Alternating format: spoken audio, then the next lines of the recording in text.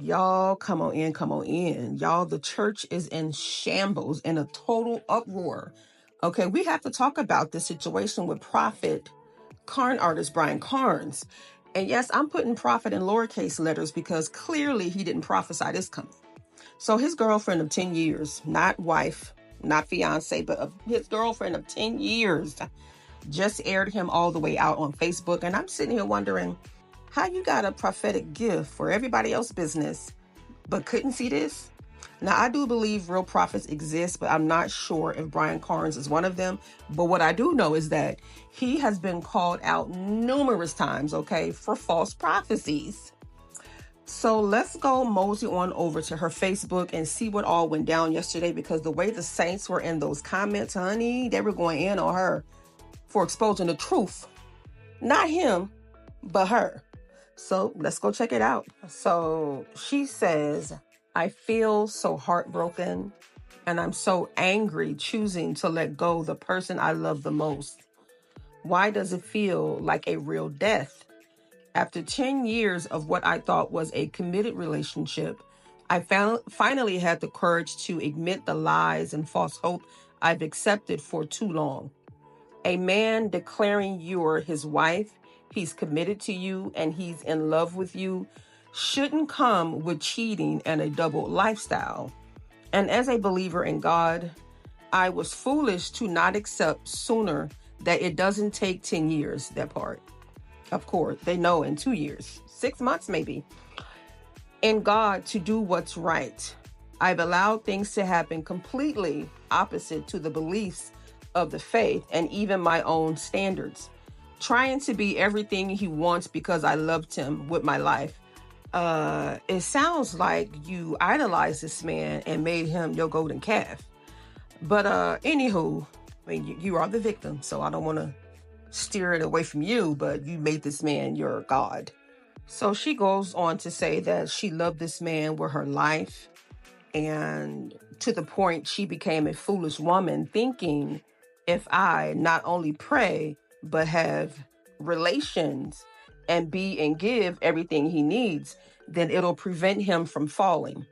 I believe some urges were only a temporary phase that will soon end, and he'll get it all out of his system and be different if I scratch the itch.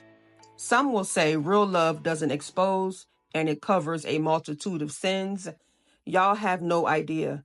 And as a member of KCC, I was so brainwashed to stay in place and shut up on things even when the truth smacks me in the face, to the point I didn't even stand for the true things of God anymore, even till my own detriment, and I've been grieved for a long time. Ooh. Then she says, saying no to a ring and choosing to walk away from a life and promise I prayed and fasted for that I thought I'd have with this man I vowed my womb to is the hardest thing I've ever done. I bled for this relationship. I was broken for this covenant, but it's bigger than me getting married. I refuse to be a wife, counseling my sisters in Christ who are victims that my man has created and constantly covering mess. So many women endure nonsense and pain and feel like they won because they still have the man in the end. That part. That's not a testimony I want. When there's obviously no respect for me, the relationship, the souls, or even himself. It's enraging how some encourages me to stay. Why? All in the name of becoming a Prophet Carn's wife? For an image, position, title, or lifestyle? Absolutely not. Then she goes on to say, it's heartbreaking to know the truth and yet defy the true cause for Christ by not standing for God's character, likeness, and his word, for the belief of being in God's will and on assignment to cover and stand by the man of God when wrong, compromising things that God actually stands for, and in return have lost people. And no, we, KCC, I'm assuming that's the name of the church, don't question because we're conditioned not to. We're taught to turn away from the pastor's nakedness, position our hearts to not be offended by the pastor, and no one leaves the 99 to go after that one who has been wounded, used, manipulated, and broken. because everyone wants to please and impress a man.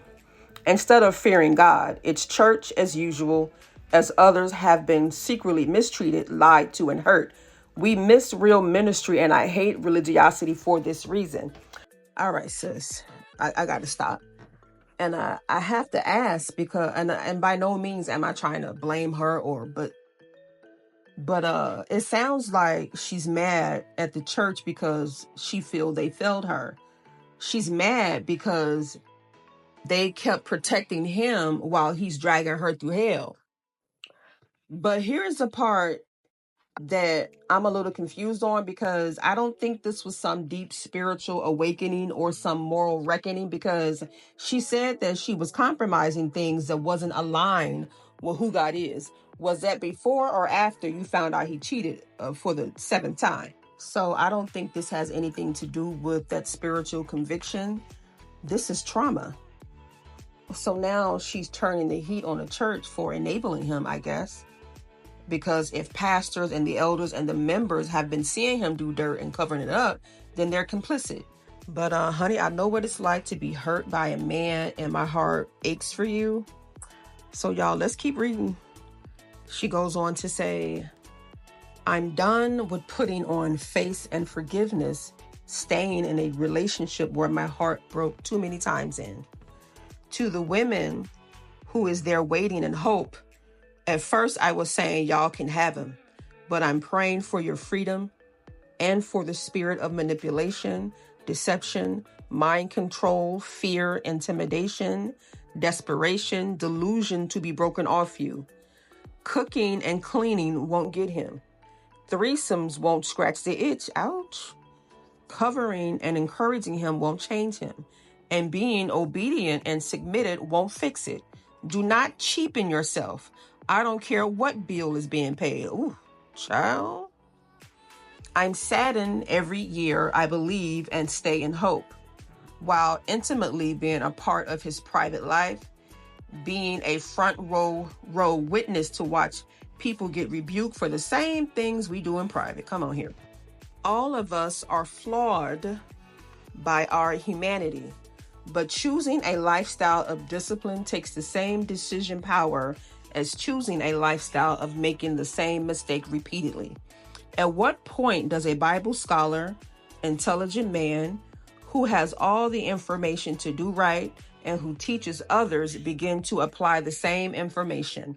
The problem is living in secrecy for so long, it becomes a lifestyle of getting away with doing as the heart pleases and damaging the very souls he was supposed to give an account to for God. It's not just about being pissed off for being cheated on. I'm angry at the years I've spent in false hope for a man that has proven he only cares about himself, his name, his image, and his desires. I'm angry for allowing the lies, even after the truth has been presented. I'm angry from defending and covering mess due to his conditioning and teaching. But when you're broken, you're clinging to anything that gives you just enough hope. Child, this was a lot. So much to unpack here. I genuinely feel bad for her, because sometimes we don't even realize, we're sacrificing our peace for a man, who wouldn't even lose sleep if we walked away. And right now, in the middle of his exposure, guess where he's at? Preaching. Okay, he's on somebody's stage, still unbothered, like none of this ever happened. Make this make sense, Lord. I mean, like, how many scandals, how many side chicks, how much spiritual manipulation does one prophet get away with before somebody in leadership says to this man, okay, bro, it's time to sit down? Like, seriously, what does it take? This man has been exposed repeatedly, and somehow he still finds himself in the pulpit, still prophesizing. Child, this is not a prophet, honey. And where's his spiritual covering? And why are people still calling this man a prophet? This man should have been set down years ago. And why are we still calling him a prophet? Because titles don't cancel out character. I mean, you can have a strong gift, but if your integrity is non-existent, You don't need a microphone. You need deliverance and a seat at the altar, sir. Sit down somewhere.